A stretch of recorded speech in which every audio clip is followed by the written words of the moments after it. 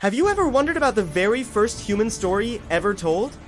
A story not just about one man, but about all of us. Today, we're journeying back to the dawn of time to explore the incredible and tragic tale of Adam. Imagine a world pristine and perfect, freshly spoken into existence. In this world, a beautiful garden is planted, the Garden of Eden. It's a paradise filled with every kind of beautiful tree and every sort of delicious fruit. Crystal clear rivers flow through it, and animals of all shapes and sizes live in perfect harmony. It's into this idyllic setting that the first man, Adam, is formed. The name Adam itself comes from the Hebrew word Adamah, which means ground or earth. And so, from the dust of this new earth, God breathes life into Adam, creating him in his own image. In the beginning, Adam's life is one of pure communion. He walks with God in the cool of the day, a relationship of perfect trust and intimacy. God gives him a noble purpose to tend to and care for the Garden of Eden. He is also given the task of naming all the animals. Imagine the scene: lions, eagles, dolphins, every creature brought before Adam. And whatever he calls them, that becomes their name. This isn't just a simple labeling exercise. It's an act of authority and understanding, showing Adam's unique position as steward over creation. Yet, amidst this perfection, something is missing. God observes, it is not good for the man to be alone. Despite being surrounded by the wonders of creation and having a direct relationship with his creator, Adam lacks a companion, a partner who is like him. And so, God causes a deep sleep to fall upon Adam. While he sleeps, God takes one of his ribs, and from it forms the first woman, Eve. When Adam awakens and sees her for the first time, he speaks the first recorded poetry in history. This is now bone of my bones and flesh of my flesh. They are two, yet they are one a perfect partnership, naked and unashamed in their innocence. Their life in Eden is governed by a single, simple instruction. God tells them they can eat from any tree in the garden, a feast of endless variety. But there is one exception: the tree of the knowledge of good and evil. Of this tree, God warns, for in the day that you eat of it, you shall surely die. This isn't about God withholding something good. It's about providing a choice. It is the one rule that allows their obedience and love to be a genuine choice rather than a programmed response. For a time, they live in this state of blissful obedience, enjoying the garden and their fellowship with God. But paradise is about to be disrupted. A new character enters the scene: the serpent, described as the most cunning of all the wild animals. The serpent approaches Eve and plants a seed of doubt. Did God really say you must not eat from any tree in the garden? He asks, subtly twisting God's words. He questions God's motives, suggesting God is holding them back from their true potential. He claims that eating the fruit won't lead to death, but will instead make them like God, knowing good and evil. The temptation is powerful. Eve looks at the fruit. It looks good to eat.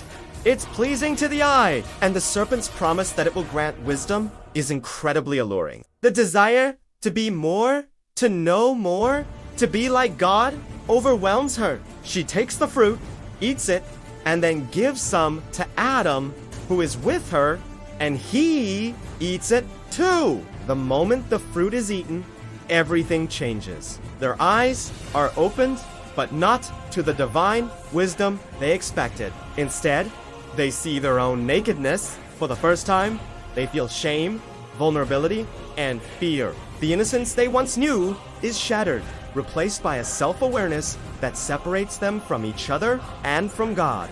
They hastily sew fig leaves together to cover themselves, a futile attempt to hide their newfound shame. Later that day, they hear the sound of God walking in the garden. But this time, instead of running to meet him, they run away and hide. Their broken relationship is immediately evident. God calls out, "Where are you?" He knows where they are physically, of course. But the question is deeper. Where are you in your relationship with me? What has happened to you? Adam emerges from his hiding place, and the blame game begins. The woman you put here with Mishi gave me some fruit from the tree, and I ate it, he says, deflecting responsibility onto both Eve and God.